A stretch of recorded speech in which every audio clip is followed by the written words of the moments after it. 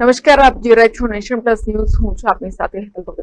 છોટાઉદેપુર જિલ્લામાં વધુમાં વધુ વૃક્ષ વાવવામાં આવે તેવી ધારાસભ્યએ પ્રજાને અપીલ કરી છે.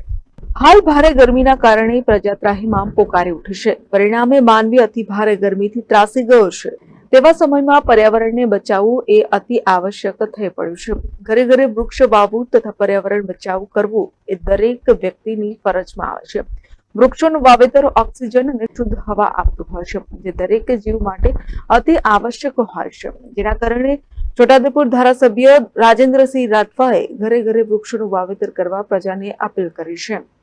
ધારાસભ્ય રાજેન્દ્રસિંહ રાઠવાએ જણાવ્યું હતું કે હાલમાં વર્ષ દરમિયાન ઋતુથી વિપરીત વાતાવરણ બદલાયા કર્યું છે અને કમોસમી વરસાદ થવો, અસહ્ય ગરમી લાગવી, જ્યારે વરસાદની રાહ જોવી પડે તે બાબતે જીવ સૃષ્ટિ માટે ચિંતારૂપ છે. સાથે સાથે વર્ષોથી કમોસમી વરસાદ અને વારંવાર બદલાતી ઋતુ ખેતી, ફળફળાદી તથા શાકભાજીને પણ ભારે નુકસાન પહોંચાડે છે. આ તમામ ફેરફારો પર્યાવરણનું સંતુલન બગાડવાના સંકેત હોઈ શકે, જેના કારણે આવનારા દિવસોમાં પરિસ્થિતિ વધુ વિકટ બને તે પહેલા પર્યાવરણની જાળવણી દરેક નાગરિક માટે અતિ આવશ્યક થઈ પડી છે.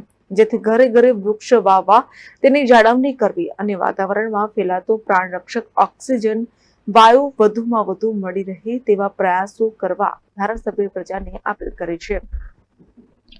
Rehan Patel, nation plus news, Chhotaudepur. સમાચારોના સતત અપડેટ મેળવવા માટે અમારી નેશન પ્લસ ન્યૂઝની યુટ્યુબ ચેનલને સબસ્ક્રાઇબ કરો, બેલ આઇકન દબાવો અને જોડાયેલા રહો ફેસબુક, ઇન્સ્ટાગ્રામ અને ટ્વિટર પર.